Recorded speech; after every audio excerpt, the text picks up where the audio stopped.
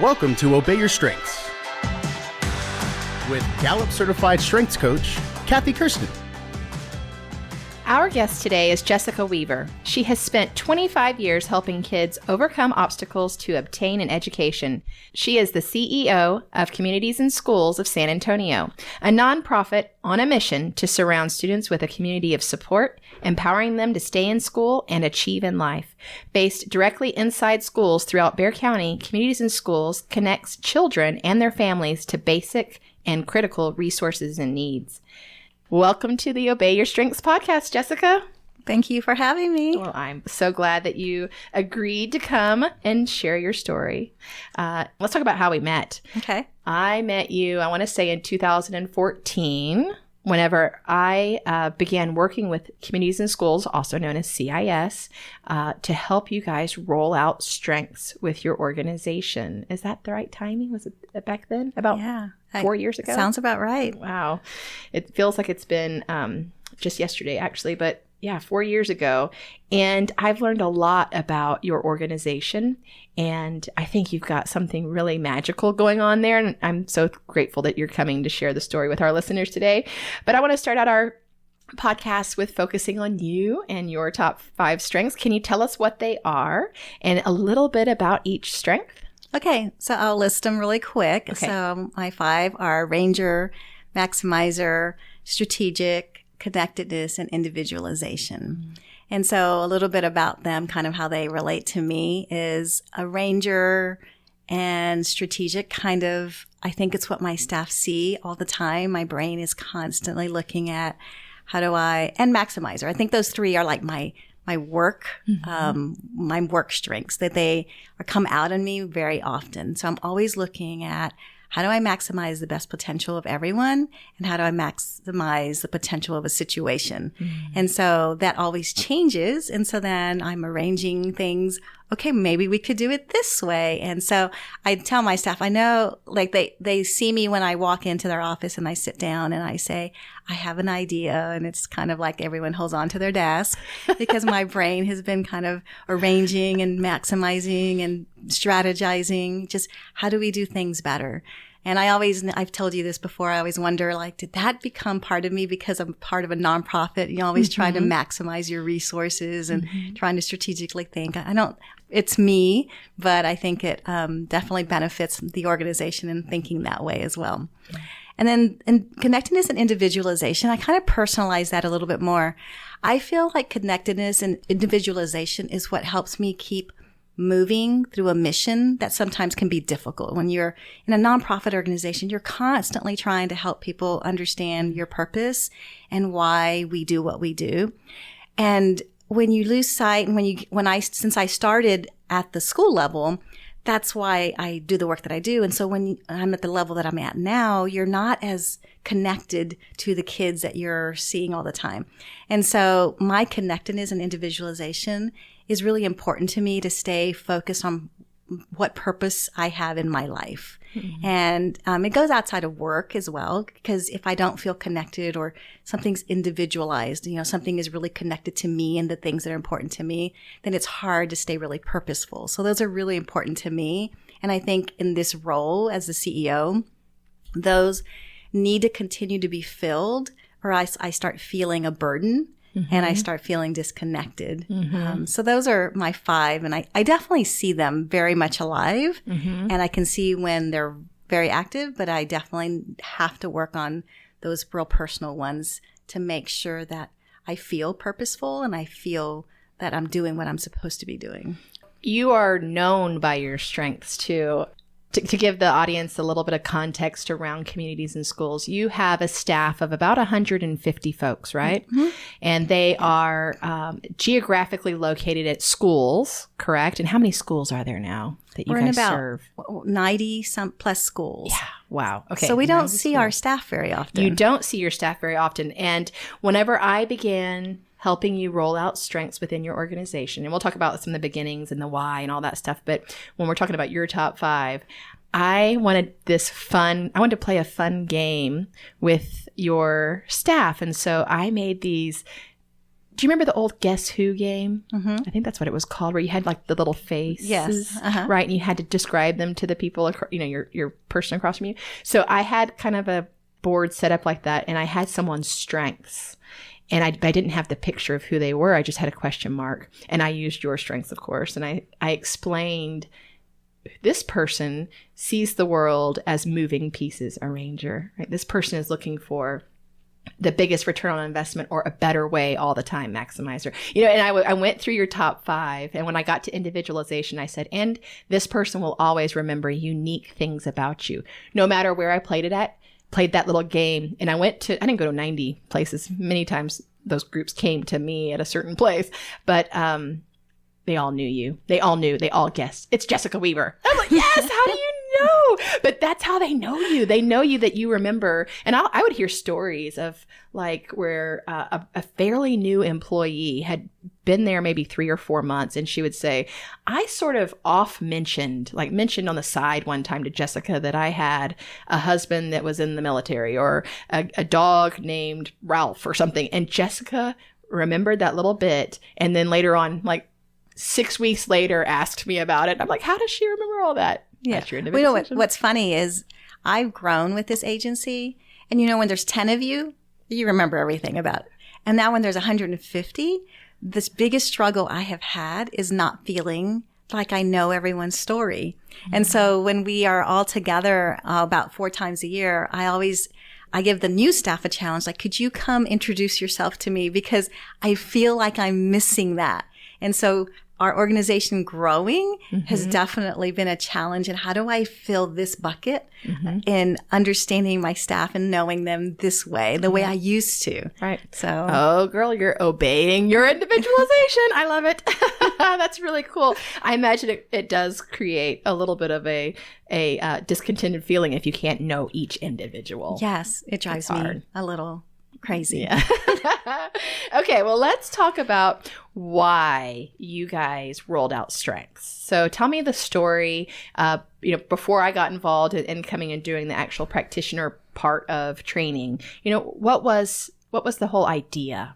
Well, I was introduced to strengths kind of the way most people are. You go to a workshop and they introduce strengths, you take the test, and you get a couple of hours of learning a little bit about yourself a long time ago. And so I'd always liked it. I always felt like, that resonated with me. And then we had an opportunity to really introduce it to more staff, just a small group of staff from a kind of a friend of CIS. Mm-hmm.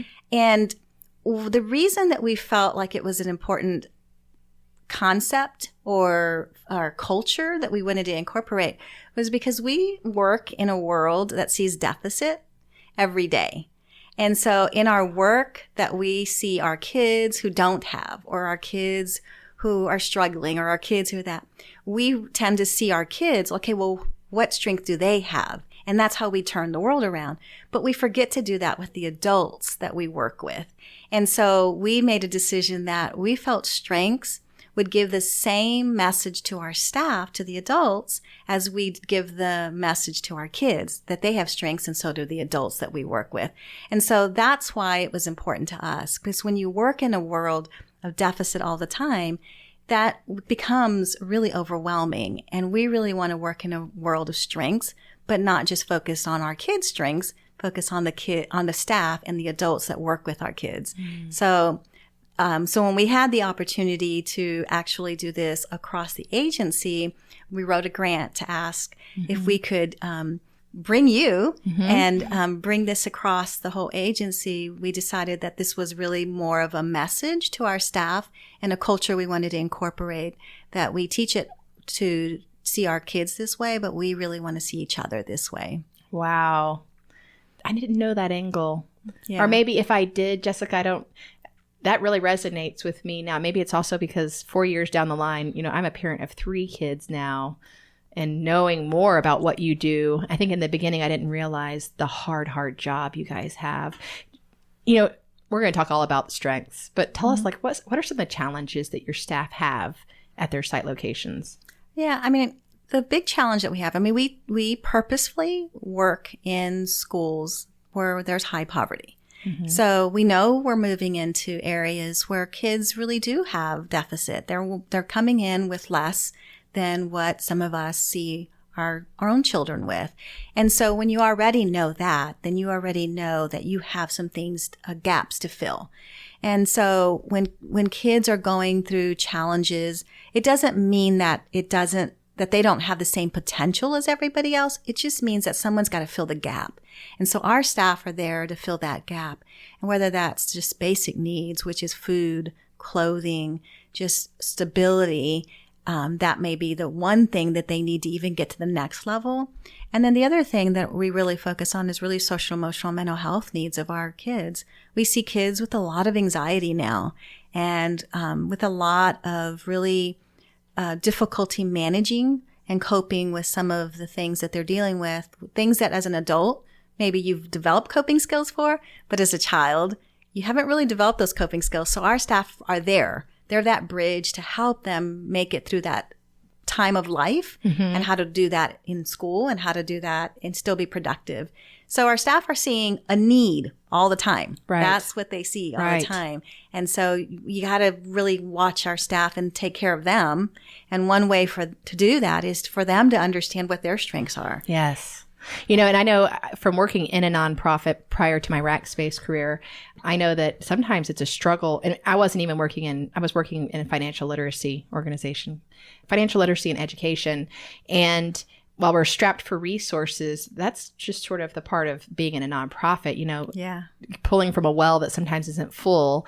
And so filling up your own bucket, right? With doing work that makes you feel resilient, doing work that makes you feel strong. My belief strength is always zoned in whenever I'm doing nonprofit work, whether it's as a consultant or if I'm doing it as a volunteer or back in earlier careers. But I can imagine that it's very important for your employees to do work that fills them up because there's a lot of, like you said, deficit going on around them. Right. And I think for me, like that's where the maximizer kind of works well, is because I can see the potential in our staff. I can see the opportunity in a situation. And even if it's a challenge, it's like, okay, so what does this help us? What can we do with it? And so I think it's just helped me really maintain. And it doing strengths and really making it live helps you to understand where that's coming from, that it's just not like a response. It's just who you are, and you tap into those strengths to make it through and to be effective at what you're doing. Ah, okay. All right. Well, you're 3 years in or 4 years into this strengths journey as an organization. And, you've grown a ton because I believe when I started working with you, you were around 100 people maybe back there in 2014 or maybe slightly more. And now you're up to 150. So surely there's other folks that are there on your staff that are on a different part of their strengths journey. But can we just talk a little bit about what you've seen through the journey and maybe how we rolled it out? When I recall when we started together, we started with the management team, right? Yes. And we spent some time because it was really important. I knew that you're a ranger, maximizer, individualization, that you couldn't wait to find out people's strengths so that you could make sure that everybody's in the right role, got the right seat on the bus, so to speak. But was it a sure thing that everybody on staff and the executive team said, yes, let's do this? Yeah, I think that was pretty easy for us. Was it? Just because it's for who we are. We're all into, like, who are you? Yeah. How do you work? How do you function? And so that was a pretty easy sell. But we've done other things. There's all these other ways of how do you do team? How do you, so we've done other things in the past. But I think that the part that we really wanted to make a decision on is that if we were going to do this, we really wanted it to be something that stayed as a part of our organization and that we weren't doing a workshop and we were done. And so that was the commitment that we had to make. Yes. So the easy part was doing strengths. This hard part was saying, okay, we're committed to finding a way to continue to live with this all the time, bringing in new people, doing, new hires, that we're not going to move away from it. So that was the commitment. That was different. And that affected the strategy of how we rolled it out. So that's why we started with that management team. And we put the managers through a little bit of a different strengths session than we did the teams, because we wanted the managers to not only understand their own strengths, but understand how to utilize and coach and develop the strengths of their employees, right? So we pulled those managers all together and we kind of came to this agreement that we wanted to have strengths-based conversations. And that starts with understanding your own and then knowing enough of the full 34 strengths framework and language that you could speak in an educated way. You don't have to know everything about each person's strengths, but at least understand how their strength might motivate them. Have you seen some managers really grasp it and take off with it? Yeah. So I think most people who work for a nonprofit or who work for an organization that you don't have a limit, there's this very clear limit of resources. Mm-hmm. So we really had to strategize, like, where do we start so that we know where we'll have new people and how do we keep it alive? And so that's why we started with the managers. It was really strategically thinking that way. Mm-hmm. So I will say that our senior team, there are some particular people that really, like, something will come up and they're like, these are their strengths that make sense. And they really, really live with that. Mm-hmm. And then there's also, I know I've experienced some of my staff who have come to me and they're like, I just am deliberative. I need some time. And I've been much more thoughtful of my idea that I've been percolating in my head. So I think they should be ready to hear it and move on it, like, at that moment. Right. So I've been more thoughtful to allow myself to have that percolating moment and to say everything. It's like, okay, so tomorrow you can come back to me and let me know what your thoughts are. And so they've helped me to understand how to communicate with them a little bit better and to understand that. And it's often like we also spend time during some challenges that we look at, okay, are we missing something? Mm-hmm. And maybe look at strengths, like, are we not speaking the right language? Are we not, addressing something within their own strengths? So we've really try to do that. And we've brought you back to help us to do some more coaching and using strengths. But it's a journey. It's not something that just because, we all agree it's wonderful, that it's easy to maintain all the time. But I think that as a whole, our senior team and our managers really know that this is important to us, and it's actually a tool. And it's not just a culture thing. It's a tool that we can use to support one another. And I see it in our staff. Not all the time, but enough to know that we keep it alive. Yeah, me too, because I get to come back every year or so get to do different things with your group, and I still hear them using the language. I still see elements of what we talked about 3 years ago still at play. And I think every organization experiences that, of strengths training a little bit in fits and starts, right? Where even at Rackspace, there were times, I was there for 7 years doing strengths, 5 of those years. And there'd be times where strengths was the focus. And there would be times where we went and focused on something completely different, not different in competition with strengths, but perhaps like core values was the big push, and getting everyone aligned and memorized on the core values and measuring the core values and trying to develop some behaviors around that. And we would let things like a strength focus slide a little bit. And then we would come back and say, okay, let's remember who we are and that we're focusing on the best in people. And that's just how it goes. So I think you are totally on the journey. Yeah. You're doing great.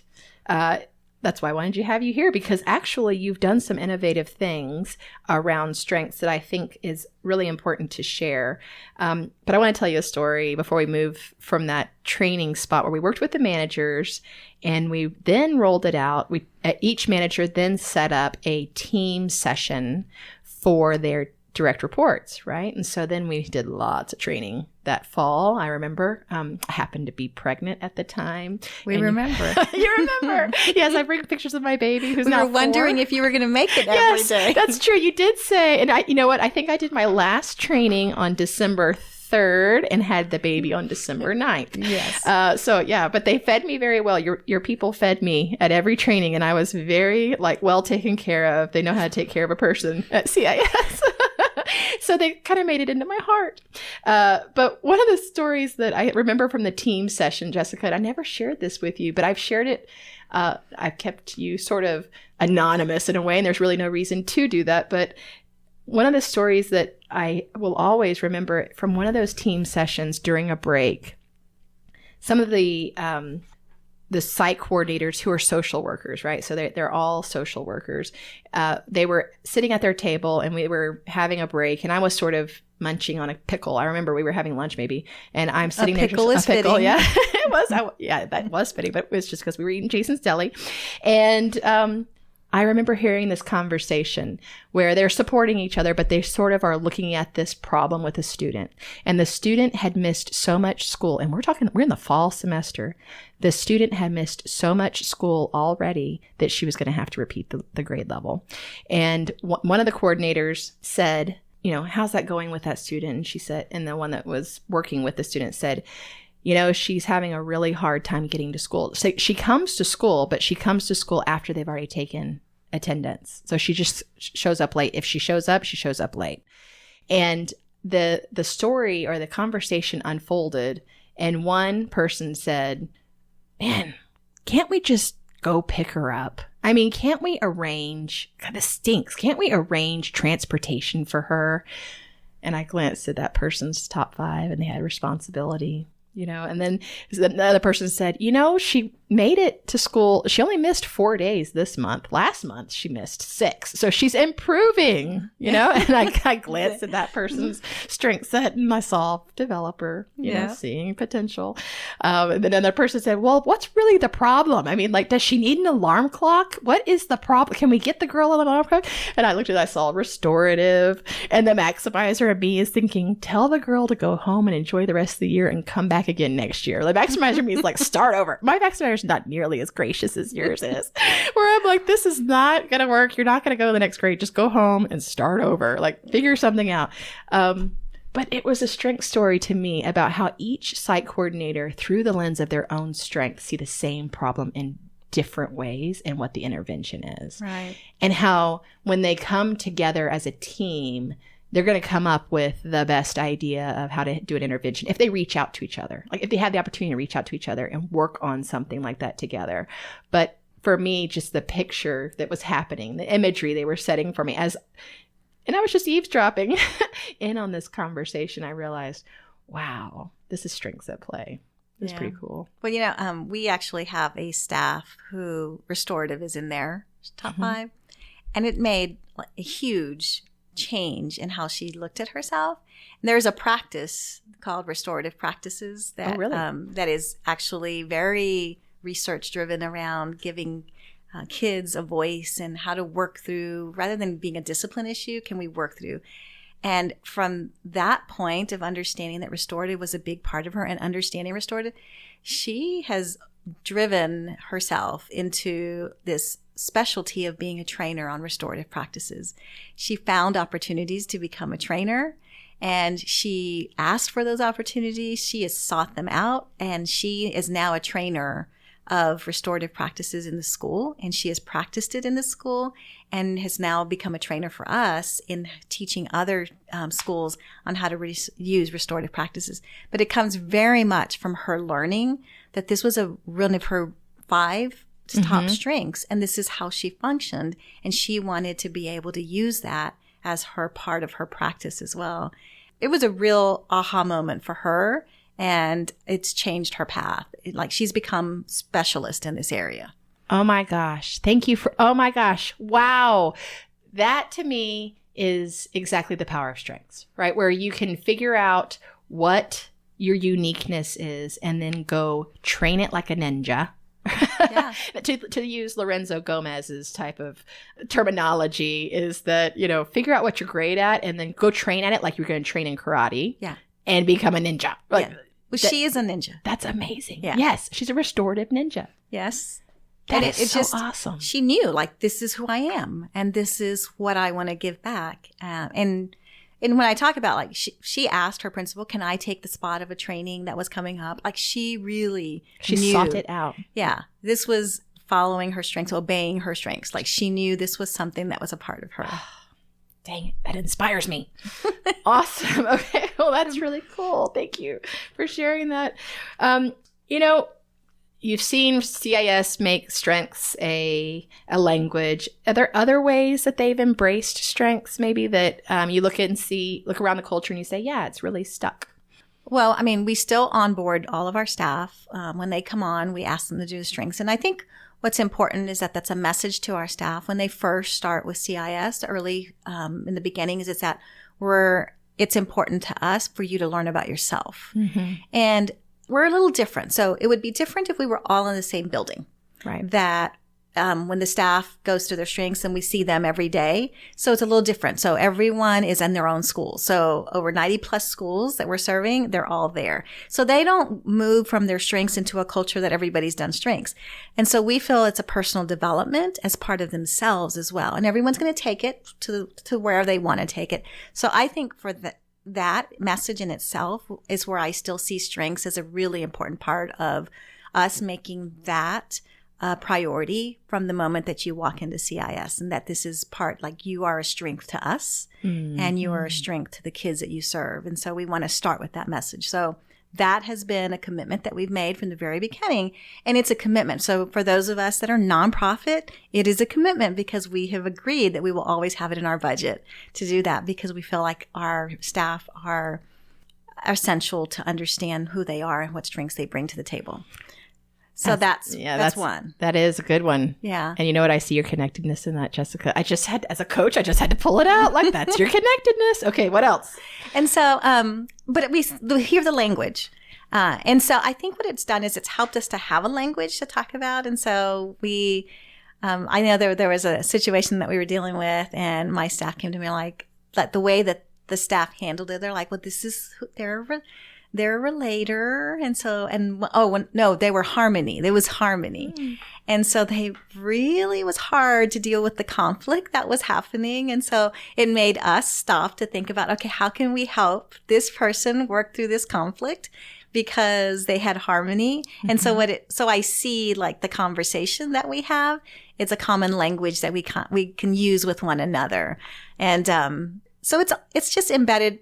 Now, remember, those are the staff that I see every day. Right. And so the staff that are all of our site coordinators who are in schools, it's something that we have to introduce to them all the time and bring back to them and to remind them. We also have it in our emails. And so it's really fun to... That's right. You have it in your email signature line, right? Yes. So it's always fun to hear someone from the outside. They're like, hey, I saw your strengths. We have these in common. And so it's a fun way to connect with someone when they, because a lot of people don't have it in their signature line, but we try to have our staff really have it in their signature line, because it really does help you connect with someone to understand, oh, this is who they are. And, or I have that in common with them, or like, oh, wow, we don't have any in common. We're totally different. So, those are really simple ways of keeping it a part of your culture and part of your organization. Oh, yeah, that's true. That is true. That's awesome. One time, and you guys, I've got to do quite a few things when I come into your quarterly events or your annual events and do like a 1 hour, and you give me some room to say, okay, Kathy, we're having a well-being day. And we want to give an hour to strengths, come do something. And normally you've stretched me because I've had to create something for you that's in alignment with what you're doing, but it's been really fun for me. My learner input loves it. And I think about two in particular that I thought, wow, we really did something here. On your well-being day a couple of years ago, you always have a well-being day each year. Right. In which your employees, you take the day off from work and everybody not off of work, but you all come together. That's one of those I don't know, how many times a year do you come together? About 4 times a year. About 4 times. So that's one of those. And I recall it was Christmas time because they were wearing the ugly sweaters and they were dressed up. I mean, your visual is so fun. And we talked about well-being. And basically, I had read the Gallup book, Well-Being, and I decided to pull out Connected to Strengths, which it is connected to strengths. But to have career well-being, you need 3 things. You need to find your mission. Well, hello, everyone in CIS is on the same mission or a similar mission, right? To serve those who need it most within the schools. And then number 2, to play to your strengths. And number 3, to be friends with your coworkers. And so we did some fun stuff around that and played strengths bingo, where people could go run around the room and gather signatures of people who had certain strengths. And I remember there was one person in CIS who has command, because there's not very many people with command or woo. I think I know those people. Yeah, you probably know these people. You could, out of 150 people, you know exactly who has command and probably who has woo. Although your woo lady. We grew in woos. Oh, did you grow in woos? Because God bless her, there was one lady who had woo, or maybe 2. We had 2. You had 2, right? And everyone knew who they were. Yes. I think we've grown a few more. And that's really fun too. But, that was a really fun day where people really got something out of it. And it was impressive to me to see how they interacted after I had been gone and done the initial training for, over a year. And that still, they were able to embrace the knowledge again very quickly. And then the second time was the most recent time. And it was last fall. And this was what was really touching to me, Jessica, was that you guys kind of allow me to take some risks with our stuff. And I had told your learning and development person, Liz, yes, thank you. I had told Liz that I had been thinking that summer and that fall a lot about strengths spotting in kids. And so we did that activity in which I talked about our strengths as site leaders and site coordinators and field managers, but let's apply it to how we can spot these same things in our children. So we spot them in ourselves, and we can understand that, there's clues to our talent, like our yearnings and our desires and what brings us satisfaction and where we have rapid learning. All of that leads to areas where we're strong. And so could your staff of 120 people work together in teams to identify what would it look like to strength spot in students? And then we all reported out to each other. Yeah, I remember that. And it was amazing that we talked, and we broke up the ideas around around Strengths Explorer, around what the talents were in the Strengths Explorer, which is for kids 10 to 14.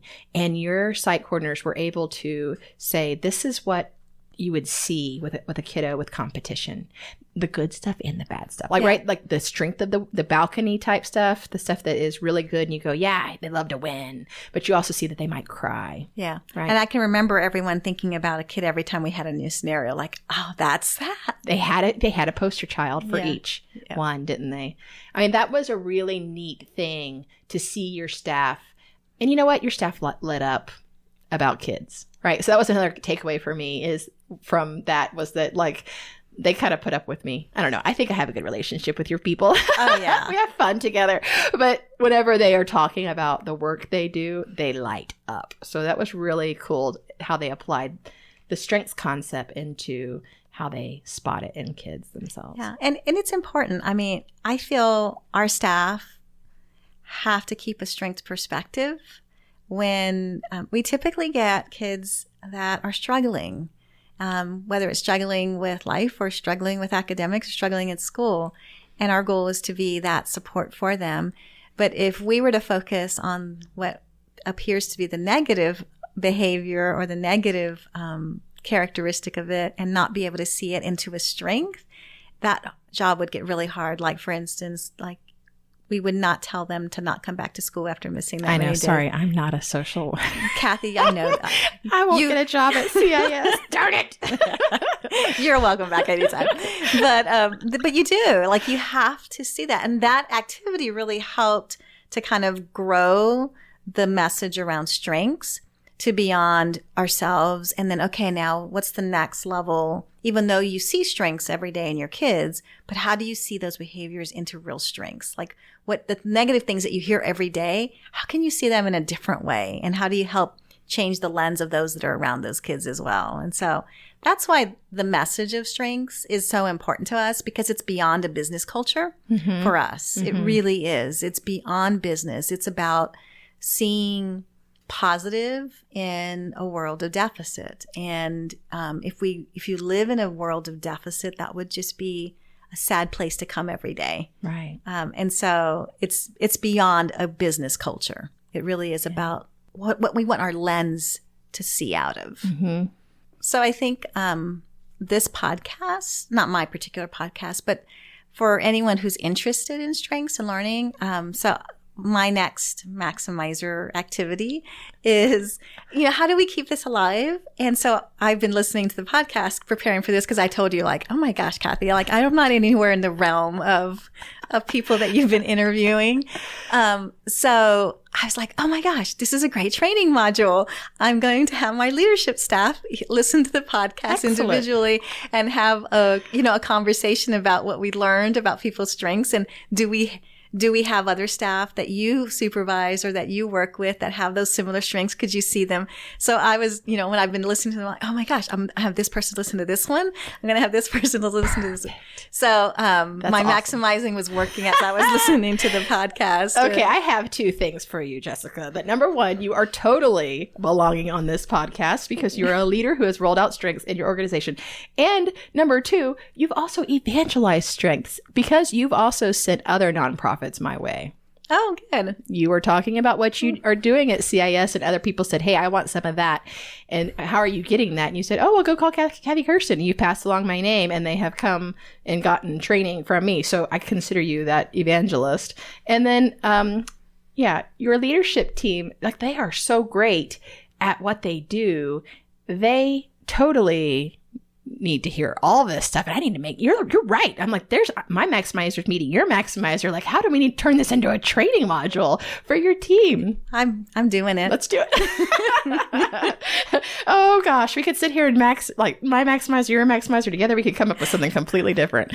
Start a whole new podcast. That's awesome. Okay. Well, I ask every person about at the end of their podcast about something that needs to, one of their strengths that has to be obeyed. And for me, my obey strength was my belief. And I told it very early on the story. And I think it was episode 0 or episode 1 about how my belief experienced some dissonance, my belief strength experienced some dissonance whenever I was being torn between two values of working really hard, but also taking care of my family back in 2012 that made me change my career. And so, and I really attribute it all now to obeying my belief. Has there ever been a time with you that where you perhaps realized I need to go obey my strength in a certain situation or area that you could tell us about to help us bring it to life?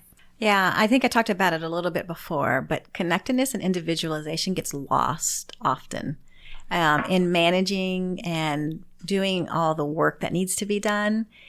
My arranger, my maximizer, my strategic is very on fire all the time because it's just part of what you have to do every day. But I can tell my energy level when I'm not filling those two buckets. And there are times where I realize like I feel really disconnected in my work, or I don't have a real personal individual relationship with something, that those are the two buckets I have to take care of if the rest are going to work. So tell us what you do. How would you go fill the connectedness bucket? So sometimes I will ask from a organizational level, I will ask, can I go meet at your cluster meetings? Can I go just talk and let them know what we're doing, which is important from a strategic manner. Right. But it's like, even though they think I'm doing this as a message to give them information, I'm really doing it for my bucket to get filled, because even if they were telling me things that weren't going well, it just makes me feel like, okay, I understand and I know what you're dealing with. Like you're telling me yourself. I'm not hearing it from 5 different other places. I'm hearing it from them. Or even last year, I mentored a student through her college application process. And that probably fed me the whole year, because I could see the end of the road with her and her life was about to change. And she's now at Lehigh University. And we emailed just to make sure how you're doing, how your things. And so that just makes me feel like I know my purpose. I know what I'm doing, because all the other stuff can be like, I don't need that. The organizational stuff is the hard stuff, but then it reminds you, this is my purpose. This is what I'm doing. So if I don't take care of that individualization and connectedness, I feel burdened. Like I literally feel physically burdened and overwhelmed, and it's not fun. And I really have to stop and take care of it. I try not to get to that point, but sometimes busyness gets you to that point, and then you just have to stop. Okay, what am I missing, and what am I doing? And what do I need to do to fill those two buckets? That's such great self-awareness, Yeah, I think it's maybe God has gotten older, that it's more physical awareness as well. Like it's become more obvious. And in part of the role, part of being, in the role that you're in, like you want to have purpose, and you don't always want to be at that 30,000 foot level. you really want to be hands-on. And listening to some of the podcasts, a lot of them were like tech, and a lot of them are fed through that startup. Yes. In the tech world is like that. But in the people world, it's the same. Like if you decided to make your career in people, and then you're not around people as much as anymore, like the clients that you have decided to serve your purpose for, then you start losing, like, okay, what am I doing this for? So you've got to go back to, now, and for them, it's a startup maybe, but for us, it's like, I got to go back to why I'm here. And it's really working with kids or hearing from my staff who really work with them every day. All right. So give us a quote. Give us something that you think about people. Like, what's a perfect quote, Jessica? Maybe it's something that somebody else said. Maybe a quote you love about people or about your connectedness, about what you do. I mean, I think the one quote that I use the most is in what we do. And I think you can use this across the board and use little different words, but we serve kids that have a lot of need, but it doesn't define them. You know, their potential isn't defined by their need. Their potential is just unmet right now. And what we're doing is trying to maximize that potential. And so you can change that lens to an adult. And everyone has this potential that you're trying to get to that highest level. And our goal is to really help everyone around us, everyone that we touch, to get to their highest level, to meet their own maximum potential. And I think strengths is a self-awareness and an opportunity for people to take their own control of that. And then for people surrounding them to help them build that as well. So I know that was like more of a thesis than a quote. I loved it. But it really is about Yeah. finding the potential in all, and the strengths are kind of that doorway. Obey Your Strengths is produced by Geekdom Media in association with Gameday Media Enterprises. Executive produced by Lorenzo Gomez, John Garcia, and Michael Argent. To learn more about Kathy Kersten, visit her website, kathykersten.com. That's KATHYKERSTEN.com.